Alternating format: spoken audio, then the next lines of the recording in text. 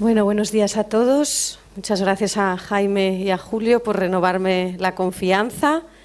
Y yo os voy a hablar de las cosas que me han llamado la atención en esclerosis múltiple durante este último año. Estos son mis conflictos de interés. En este último año se ha hablado mucho de factores ambientales y de riesgo de esclerosis múltiple, y también de cómo los factores ambientales conviven con nuestra genética. En cuanto a factores ambientales, pues los que aquí veis: la sal, el tabaco, la vitamina D y la obesidad. Los vamos a ir desgranando.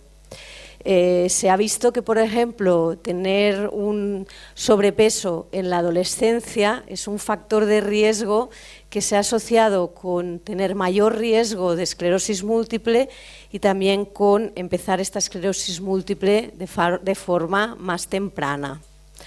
Hace un par de años enseñé esta diapositiva en la que se había visto que, al menos en modelos animales, las dietas ricas en sodio podían tener un impacto en cuanto a tener un perfil más proinflamatorio, y eso generaba una esclerosis múltiple más agresiva. Pues bien, ya tenemos un trabajo, al menos, que viene de Argentina, en el que la ingesta de sodio en pacientes con esclerosis múltiple se ha asociado a una mayor actividad, al menos desde un punto de vista radiológico, de la enfermedad. También sabemos desde hace unos años que el fumar aumenta el riesgo de esta enfermedad, y también hemos visto, como no es sorprendente, que también aumenta, si tienes esclerosis múltiple, el riesgo de mortalidad. Las buenas noticias es que si dejamos de fumar, pues los exfumadores pues parece que recuperan algo ese riesgo y tienen un riesgo intermedio. Y también estamos empezando a saber por qué el fumar empeora la esclerosis múltiple. Quienes que trabajo pues nos estudian dos mecanismos de acción. Esto, de momento, pues parece que tendríamos también una mayor producción de citoquinas proinflamatorias y una disminución de las células reguladoras.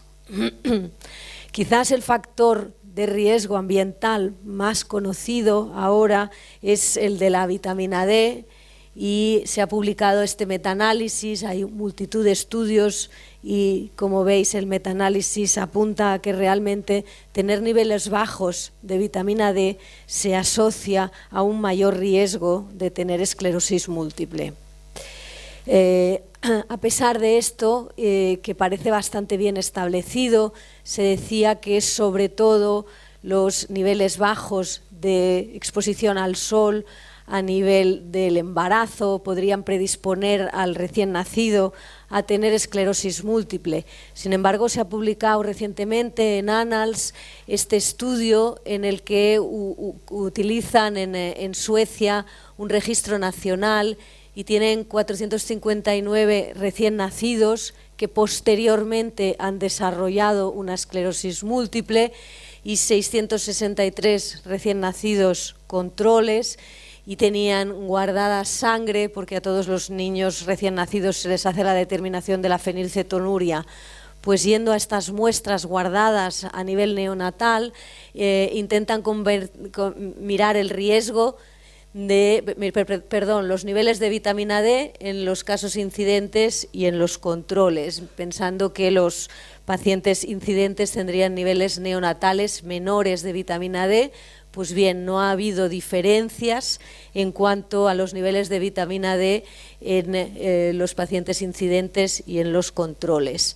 Hay una editorial que está adjuntada a este paper que cuestiona la validez de estas muestras guardadas durante muchísimos años, y que de alguna manera pone un poco en duda el resultado negativo de este estudio. También hemos aprendido que existe esta interacción muy interesante entre lo que pasa a nivel genético y lo que pasa a nivel ambiental. En estos estudios que se presentaron en ECTRIMS, esto sería el riesgo que tenemos de tener una esclerosis múltiple si no tenemos el HLA-DR15, que es el factor de riesgo más conocido, y no somos fumadores. Pues bien, si tenemos el factor genético, multiplicamos por 5 nuestro riesgo, pero si además de tener este factor fumamos, lo multiplicamos por 13 nuestro riesgo. Lo mismo, esto sería lo mismo combinando factor genético. Si no tenemos factor genético, este sería nuestro riesgo. Si lo tenemos, aquí multiplicamos por 3 el riesgo. Si además tenemos sobrepeso, lo multiplicaríamos por 16. Y también existe esto con el Epstein-Barr virus. Sabéis que el EBNA, si tenemos títulos altos, es un factor de riesgo. Si lo combinamos con el factor genético, aquí de nuevo se produce este aumento muy significativo cuando tenemos los dos factores. En cuanto al pronóstico de la enfermedad, sabéis que es una enfermedad muy variable y que normalmente cuando la identificamos al inicio, después de un primer brote, es importante intentar ver cuál de nuestros pacientes va a desarrollar nuevos brotes y cuál de nuestros pacientes va a desarrollar discapacidad. En este sentido, nosotros publicamos nuestra serie de pacientes con primeros brotes, que tenemos un seguimiento de casi 10 años y una N de más de 1000 pacientes. Esto nos lo han aceptado en Brain y ya está publicado, ya está en Brain. Y si miramos el riesgo de segundo brote, pues vemos que ser joven es un factor de riesgo. La topografía del primer brote no acaba de ser muy importante. El ser mujer es un factor de riesgo para tener esclerosis múltiple, pero probablemente no para tener un segundo brote después de un CIS. Las bandas oligoclonales sí, y el principal factor de riesgo es la resonancia. El tratamiento parece hacer una tendencia hacia proteger. Esto es un análisis multivariado.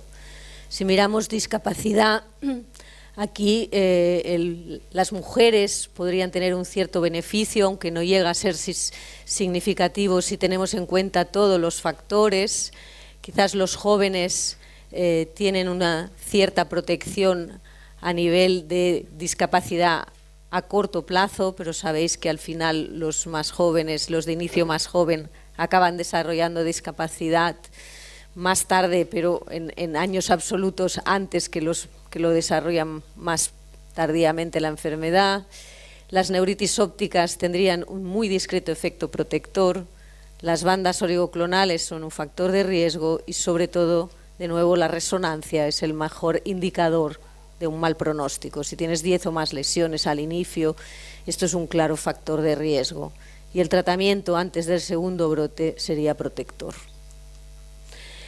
Todos los que vemos pacientes con esclerosis múltiple, uno de nuestros mayores problemas, porque además se trata de manera diferente, es hacer el diagnóstico diferenciar con la neuromielitis óptica y sobre todo con lo que ahora se llama el espectro de la neuromielitis óptica, que son pacientes que comparten características tanto de una entidad como de la otra.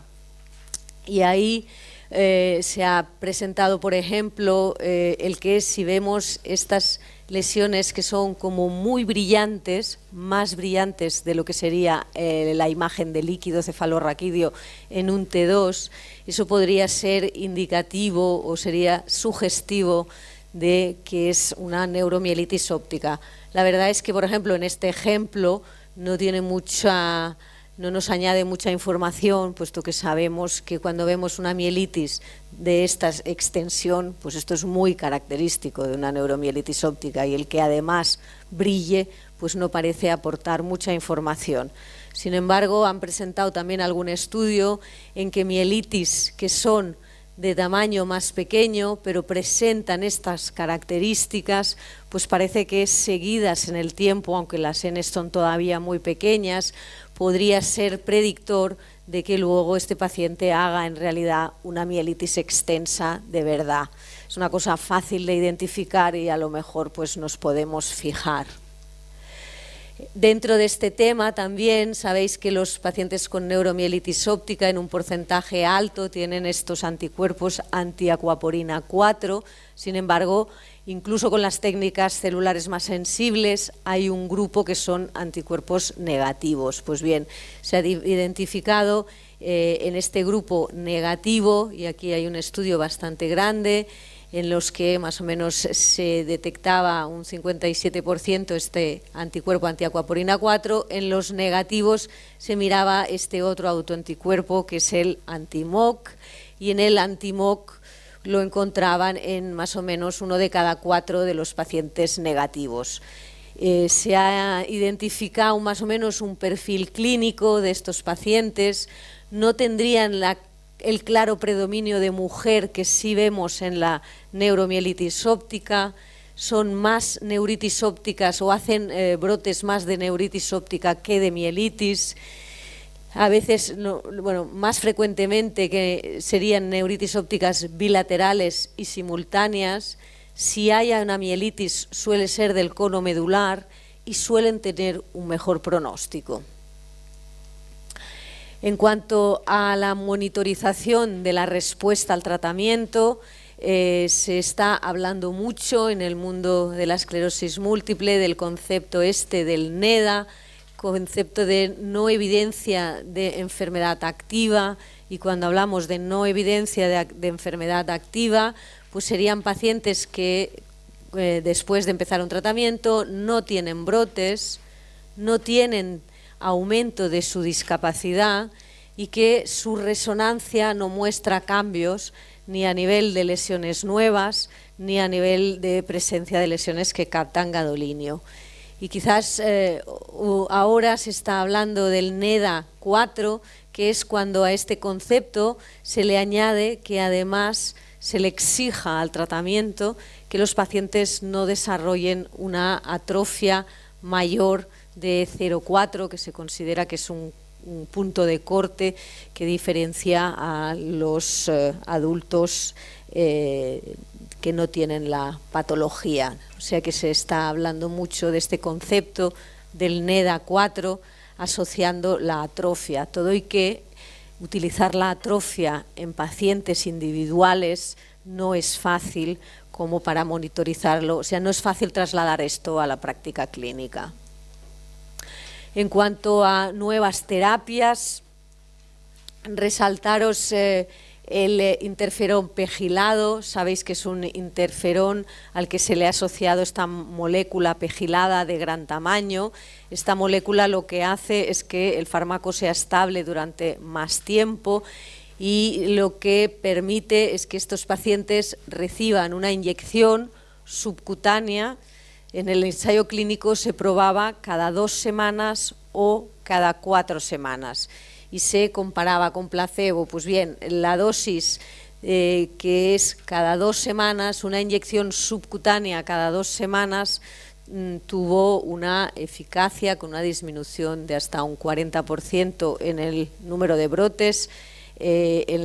Con placebo era un estudio corto, a 1 año, ahora han presentado los estudios a 2 años con una fase de extensión, y os lo traigo aquí porque la Agencia Europea ya lo ha aprobado y es muy posible que a partir de septiembre podamos utilizar este interferón pegilado con una inyección subcutánea cada 15 días.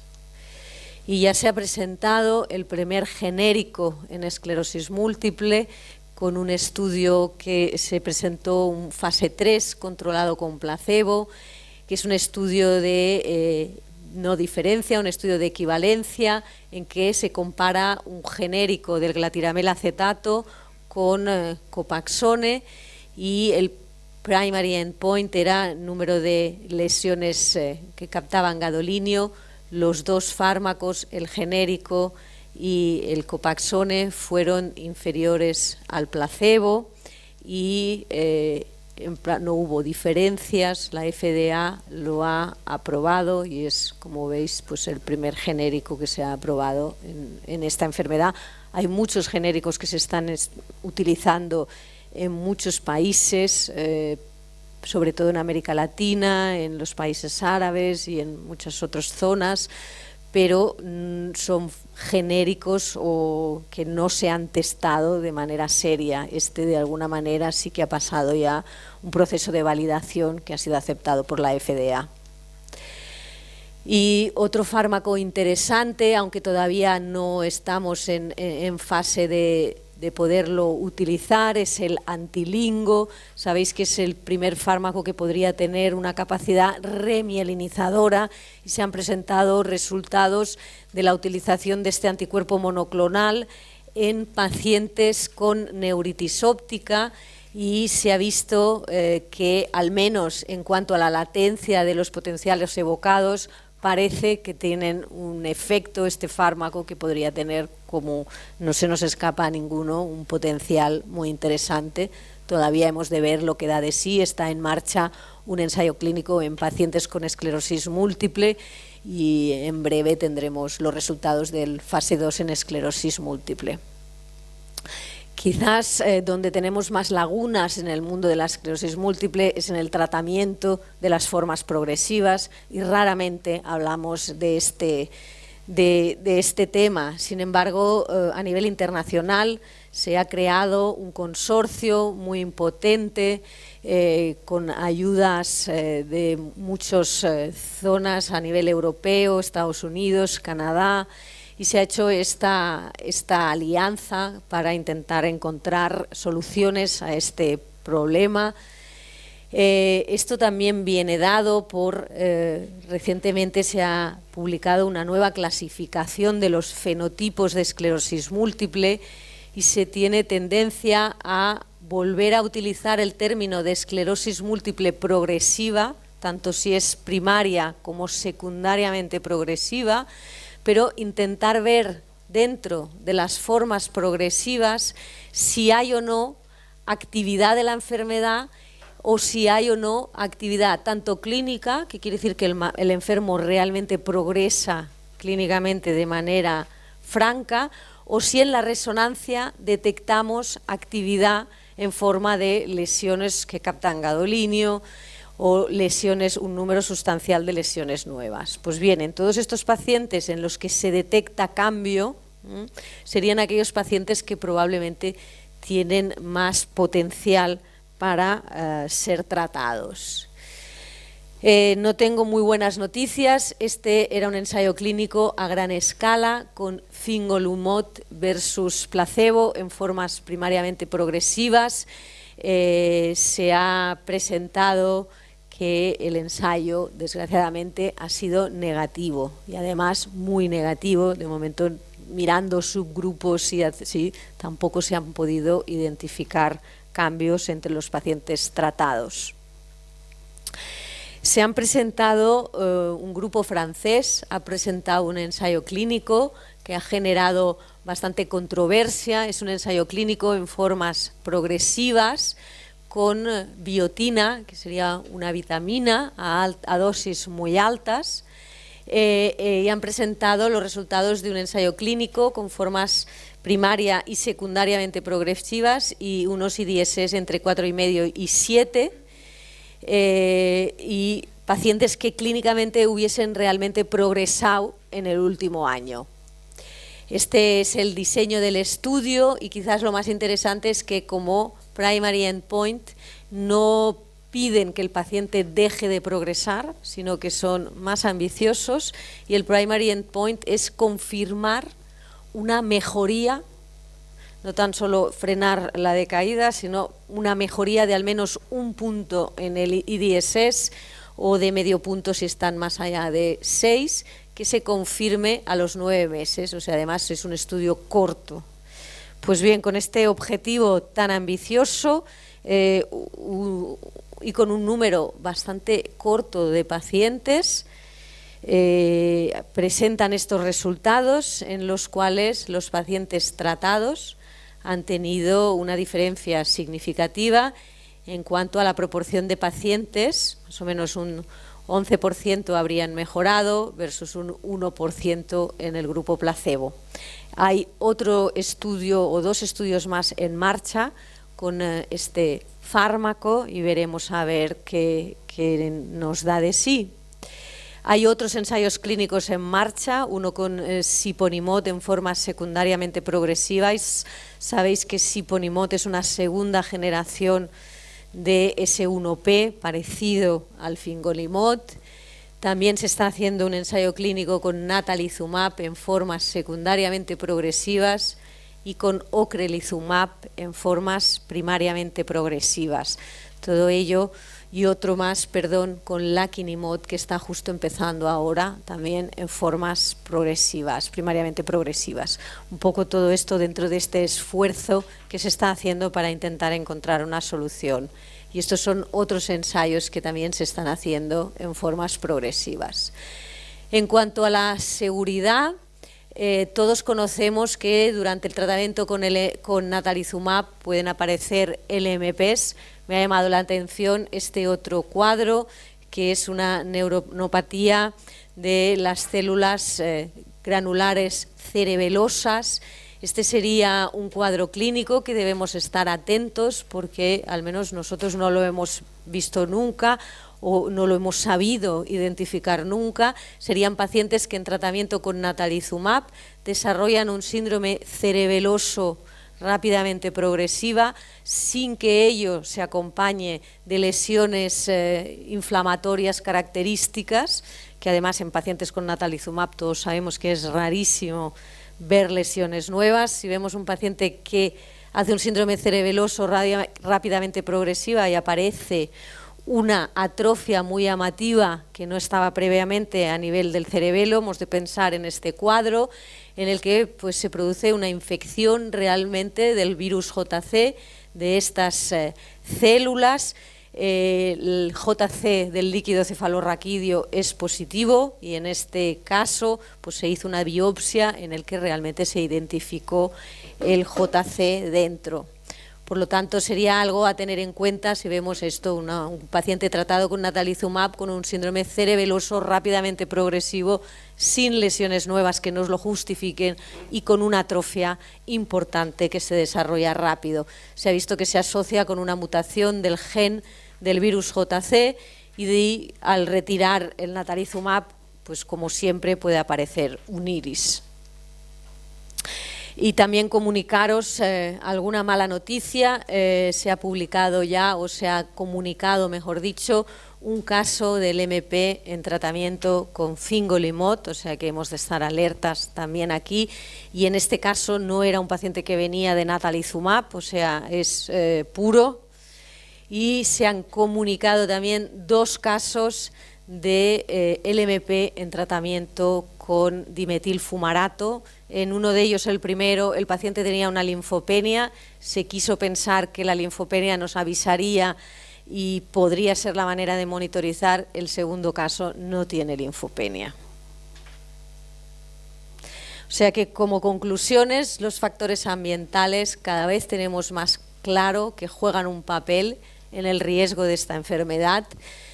Podemos empezar a pensar en estrategias de prevención, ¿no? Podemos empezar a recomendar a nuestros pacientes que pierdan peso, que tomen poca sal, que dejen de fumar y quizás que tomen un poquito de sol, lo cual les hace pues de alguna manera replantear muchas de las cosas que siempre han oído.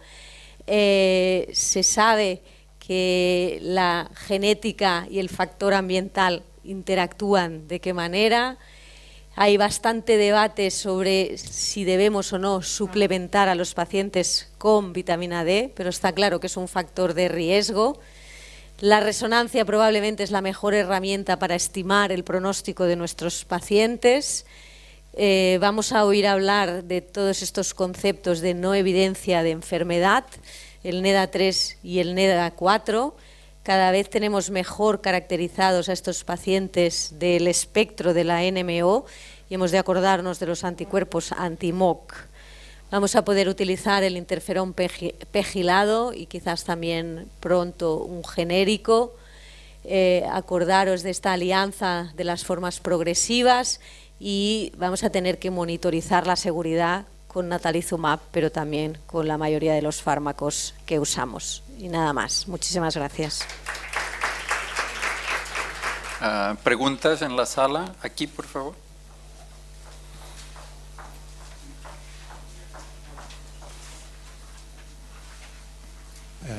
Sí. Bueno, primero felicitarte por la excelente revisión del tema. Quería saber tu opinión sobre un aspecto concreto, que es, está muy bien que el NEDA 3 y 4 se aplique a la hora de diseñar fármacos nuevos para la esclerosis múltiple, pero en la práctica clínica el utilizar estos criterios para decidir la terapéutica adecuada es un peligro, me parece a mí, porque necesariamente irás yendo a escalones cada vez más inseguros. No sé qué opinas. Yo estoy totalmente de acuerdo. Yo creo que hay